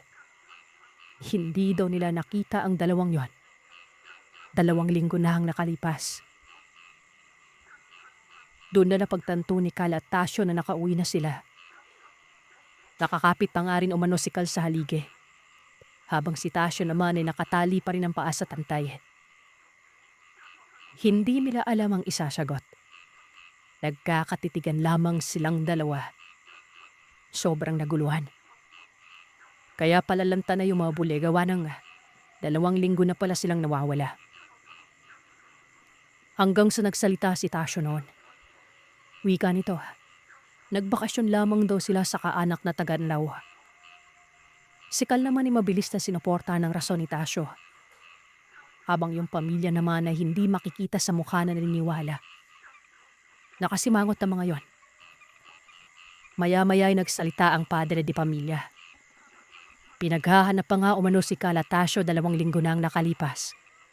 Nalaman na lamang nila na bakasyon pala. Sigurado ba kayong dalawa?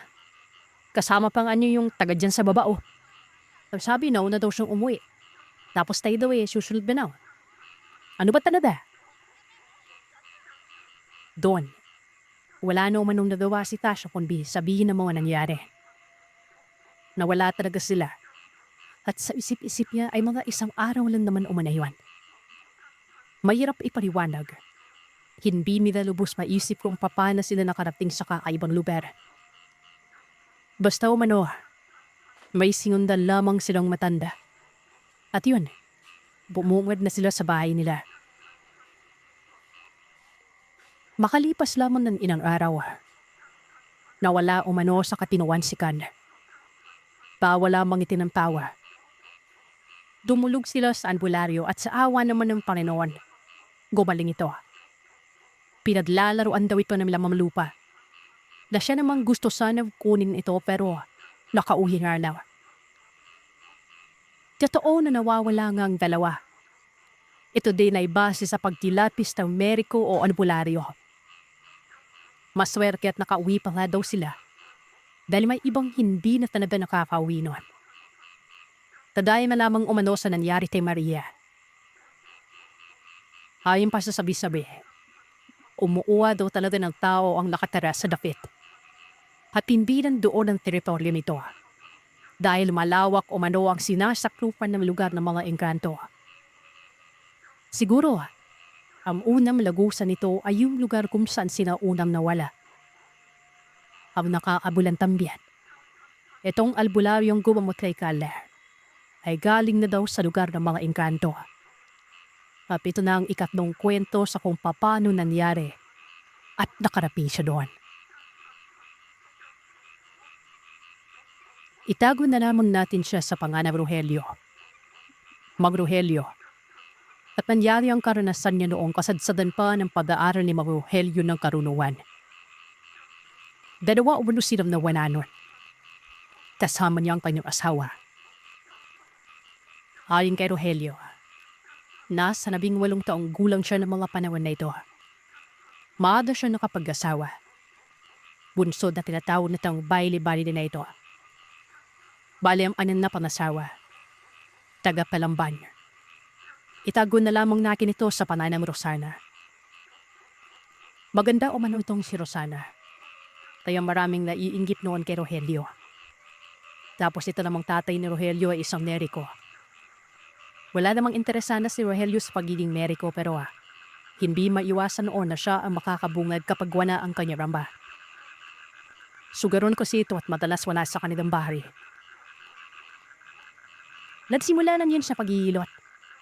Hanggang sa nablaon ay ipinagtatiwala na ng kanyang ama ang ilan sa mga karunungan nito. Pamaba o kombinasyon ng buhay na salita ang nakagawian ng kanyang ama noon. Isinasabay ito sa bertud na bela na kinatawag na Santong Pool. Ito yung Queen Press na may maliit na santo. Nawari ba ito yung batang Hesus pero walang paa. Hanggang dito lang sa litod ang katawan. Kaya tinawag na Santong Pool. Hanggang sa tuluyan ng sinalo ni Rogelio ang pagiging meriko. Lalan noong yumao na ang kanyang papay dahil sa isang sakit. Nagsimula na siyang magkaroon ng responsibilidad. Hindi lang sa sariling pamilya, kundi pati na rin sa mga taong lumalapit sa kanya para magpatulaw. Aminado naman si Rogelio na tumatanggap talaga siya ng ibinibigay ng pasyente. Kahit pa sabihan no, pero may inaabot na din. Kuminsan, iniiwan sa lamesa. Pero madalas ay goon sa altar nila kung saan doon nakalagay ang santong puol at iba pa mga ribulto na sinasamba ng isang Kristiyano.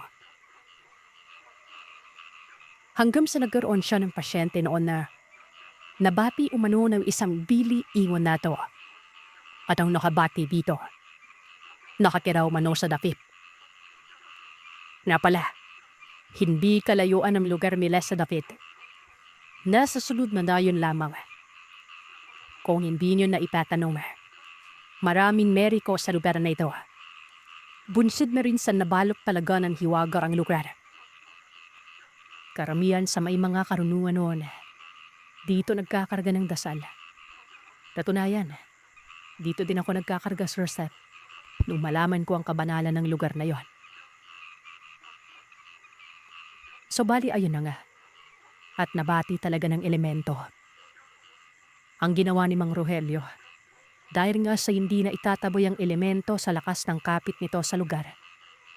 Nag-alay siya, kagaya ng ginawa nung Merico dati na sumaklolo kay Maria ang ginawa niya. Pero ano pa ba ang aasahan niya noon kagaya din ang nangyari dati, hindi pinalad. Ang nabating ito ay tinamaan ng sakit na hindi talaga matukoy kung ano. May padoktor pa yon pero pinauli lang din sa ganong estado. Hindi makalakad, parang may polio. Ang isang paa, unti-unting bumabaluktot. Dinatang Abate, pangalanan natin siya Cesar. Paulit-ulit itong bumabalik kay Mang Rogelio. Paulit-ulit niya namang ginagamot noon. Pinapaasa niyang pasyente at maging pamilya nito nagagaling yon. Kahit napakiramdam naman ng miriko, na parang walang pag-asa talaga. Gawa ng may reputasyon ding pinoprotekta nitong si Mang Rogelio. Ginawa niyang lahat. Hanggang sa ang pag-aalay niya ng paulit-ulit. Ikinagalit ng mga elemento. Lingid ito sa kanyang kaalaman. Gawa ng hindi naman nagpapakita sa kanyang engkanto. Hindi din niya nakausap ito. Katunayan, nabanggit niya pa ang pangalang Maria para ipatid ang kanyang pakikipagsundo noon pero wala talaga. Isang buwan ang nakalipas. May dumadalaw umano sa kanila. 3 tao. 2 lalaki at 1 babae. Alam ni Mang Rogelio na hindi sila normal. Halata naman umano sa mga wangis na mga ito. Isa pa, siya lang ang nakakakita dito. Hindi nakikita ng mga kapitbahay niya. Maging ang asawa niya, hindi din nakita ito. Nagtataka siya sa kung bakit dumadalaw. Hindi naman nagsasalita ang mga yon. Ramdam na ramdam ni Rogelio kung saan nakatira ang mga ito. Sa dakit. Pero wala talaga siyang idea kung bakit. Nagawa pa nga niya noong kausapin ito na pagalingin ng pasyente niya. Hanggang sa isang gabi, habang nasa kasagsagan ng mahinding na pagkatulog, walang kamalay-malay si Mang Rogelio na biglang bumangon ng kanyang asawa. Lumabas ito ng bahay habang nakapikit ng mga mata. Nalaman niya na lamang pagsapit ng umaga na wala niyang asawa niya noon. Nagtanong-tanong siya sa mga kapitbahay kung may nakakita ba ditong umalis gawa ng hindi ito nagpaalam. Ito talagang unang pumasok sa isip niya na baka nilayasan siya nito. Yun nga lang, may nakakita na lumabas ng gabi ito. Kapitbahay lamang din nila na siyang nagtataka noon kung bakit nasa labas si Rosana at nakapikit umano ang mga mata. Baka umano nagmumuni-muni lang kaya hinayaan yun ng kanilang kapitbahay. Hindi naman kasi kaila sa kanilang pagiging manggagamot ni Mang Rogelio kaya naging kumpiyansa ang mga ito. Walang ano-anong pinuntahan kaagad ni Mang Rogelio ang dakit. Hinanap niya ang kanyang asawa dito pero wala. Wala doon si Rosana. Malaki ang pagdududa niya na walang ibang dudukot sa kanyang asawa maliban na lang sa nakatira sa lugar. Dahil hindi lang ito ang unang beses nangyari yon. Pero malaking katanungan. Bakit siya? Bakit sila ng kanyang asawa? Buong araw yung paghahanap na yon. Umabot na nga daw sa punto na nalibot na ni Rogelio ang buong lugar. Pero hindi niya natagpuan ang asawa. Nung una, sinarili niya muna ito. Hinayaan niyang iilan lamang ang nakakaalam. May abiso naman na umano siya roon na kahit anong mangyari, huwag ipagsasabi sa kung sino. Lalo na sa kapitbahay na nakakita sa kanyang asawa na lumabas sa gabi habang nakapikit ang mga mata. Mga 2 araw niyang hinanap ang kanyang asawa hanggang sa unti-unti na noong kumakalat ang balita na nawawala si Rosana. Dito na sinabi ni Rogelio na tinangay umano ng engkanto. Pero wala siyang motibo noon kung bakit. Kahit nasa ganoong estado na si Rogelio, lahat ng nakaalam sa pagkawala ng kanyang asawa, sinabihan niyang huwag munang ipagkalat sa iba. Hanggat maaari ay doon lang sa kanila ito. Baka kasi umano lumala at hindi na tuluyang makabalik si Rosana. Ito yung pinaka-iniwas-iwasan niya noon. Baka kasi mabulabog ang lugar at magambala pa ng husto ang mga elemento. May isang Amerikang lumapit sa kanya. Nagtanong ito sa kung ano ba daw ang pinaggagawa ni Rogelio at bakit nagkaganon. Ipinaliwanag niya naman na may ginagamot lang siyang nabate. Paulit-ulit siyang nag-aalay doon sa may dakit. Itong albularyong ito ay pinsan lamang din ni Mang Rogelio. Pangalanan natin siyang Mang David noon. Taga-Danau ito at nang malaman ng sitwasyon ng kaalak, napadalaw ito para tumulong. Hindi kaya sa pinagagagawa mong yun nakasagi ka na. O baka nagkaroon ka na ng ibang kasalanan.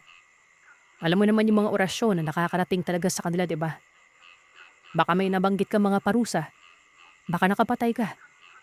Kung hindi mo napagaling ang pasyente, dapat hindi mo na pinilit pa yon.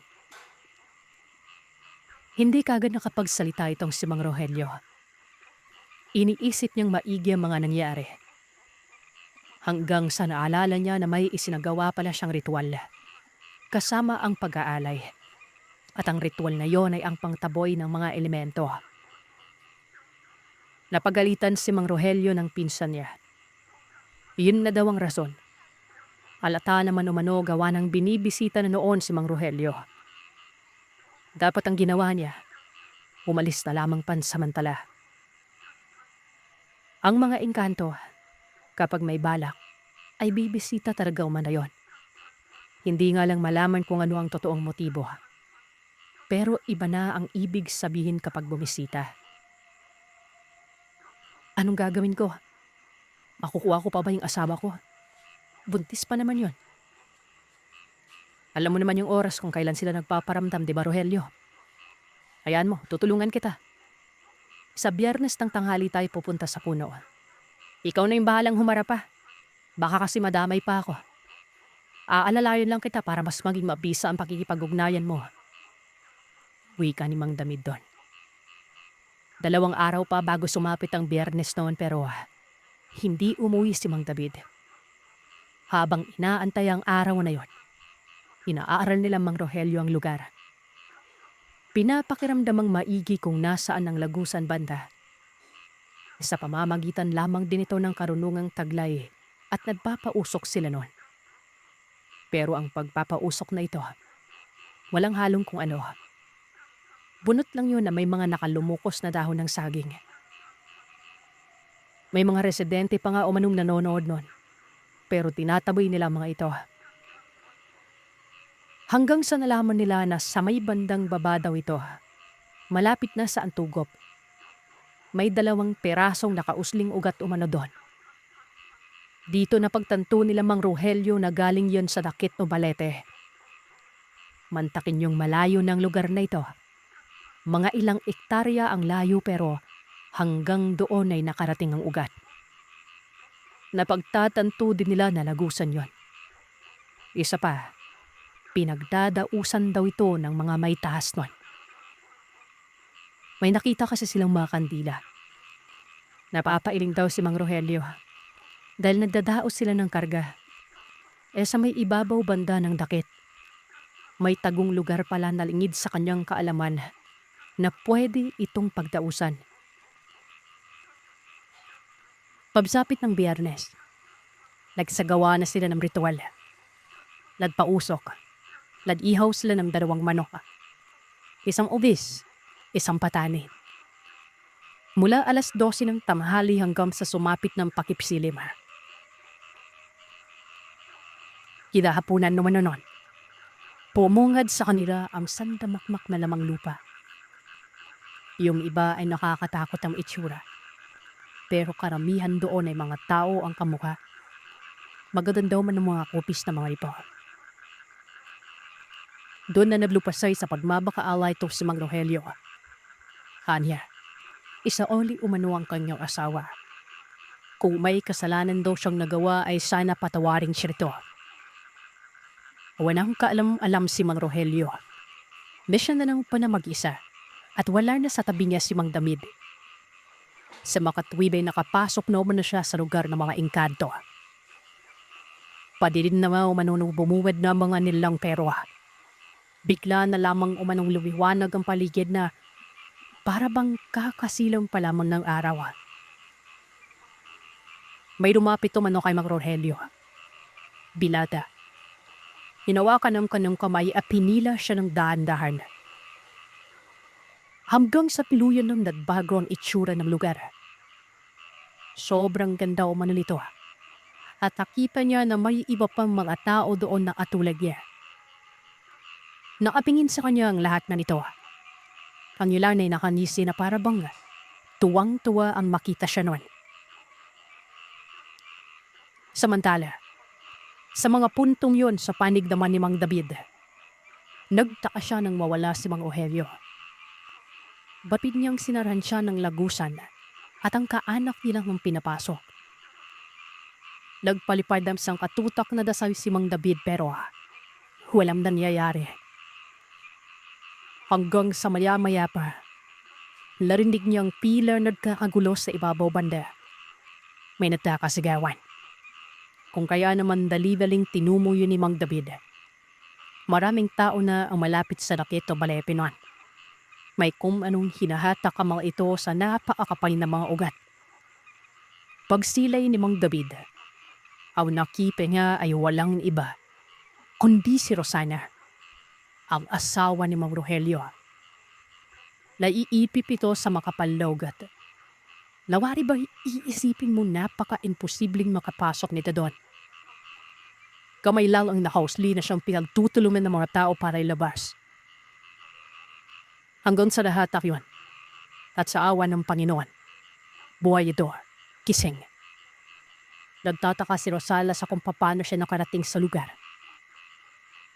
Dinala naman siya kaagad ni David sa bahay ng Mang Rogelio. Doon nila ipinaliwanag na kinuha si Rosana ng lamang lupa.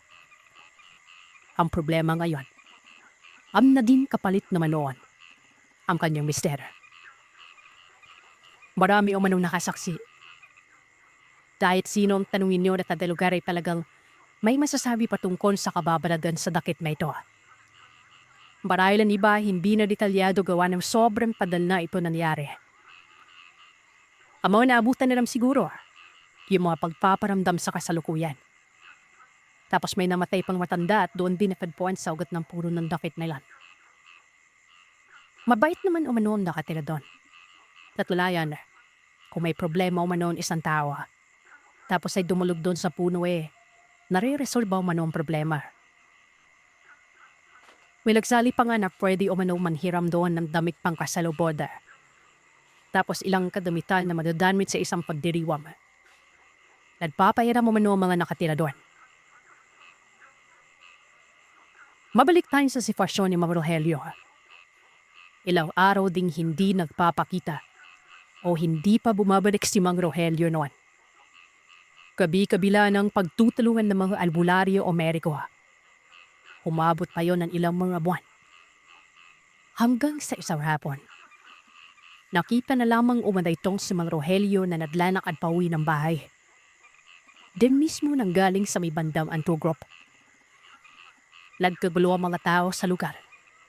Kaliwat kanan ang sumalubong sa kanya. Labala naman ang sandamakmak na katanungan na paano nakauwi ito. Ibinalita pa ng iba ng asawa ni Omanoy na nakauwi na.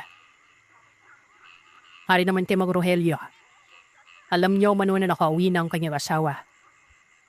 Pinagsilbihan niyo daw muna ang isa sa may mataas na katungkulan sa mundo ng mga engkanto dahil sa pagkakasala niya. Tama si Mang David. Nakapatay nga si Mang Rogelio ng isa sa nakatira doon. Kaya nais pumawi ang mga nilalawa. Yan daw talaga mabiging kahihinatnan. Kapag nagkasala pa, kung hindi mang babapi ang mga ito ng malupik na parusa, kagaya ng sinapik ng kanyang pasyente, babawi talaga ito ng tingbang sa mundo ng mga tao. Nakapatay si Mang Rogelio.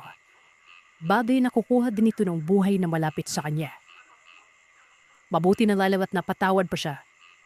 Ibinalik ang kanyang asawa at pinabsibihan niya doon ang kanyang kasalanan. Yung pasyente niya naman hindi nagagaling. Hindi pinatawad dahil bukod sa masama o ugali, panadong walang paniniwala yan sa kababalagan. 4 na araw lamang daw siya doon. Pero sa realidad, 5 buwan nang hindi umuwi si Mang Rogelio. Hindi may kabago kay Mang Rogelio.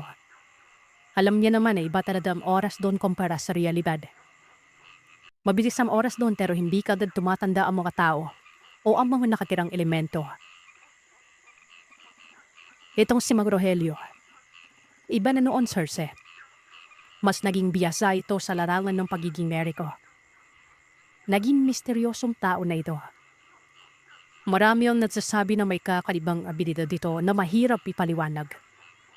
Baka umano, may ibinigay dito ang mga nakatira doon sa dapit. Marami pang kwento patungkol sa kababalagan sa lugar. Ang ibinahagi ko ay lang talagang naging tanyag.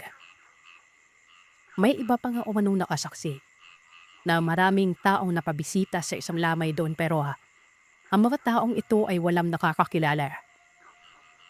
Sablik ka naman na parang sumisilip lang. Ani mo ay nakikiramay lamang ang mga yon na parang residente lamang din sa lugar. May kwento pa nga na may nagpatiwakal sa puno pero hindi umano namatay. Natauhan ito. Nagsisi. Ang nakakatuwa lang isipin. Mababalit ang nakatira. Sadyang mapaglaro lang talaga minsan ng mga ito. Nang kiduit ng tao. Pero ang dinuduot naman ay nagkakaroon ng magandang buhay. Yan ay kung pipiliing manirahan sa lugar na ito. Tayo ba? Gusto niyo bang mamuhay doon? At iyan ang kwento ng aswang para sa araw na ito. Salamat sa inyong pakikinig. Huwag kalimutang mag-iwan ng komento at sabihin sa akin kung ano ang inyong naisip. Hanggang sa susunod na kwento, matulog kayong mahimbing kung kaya ninyo.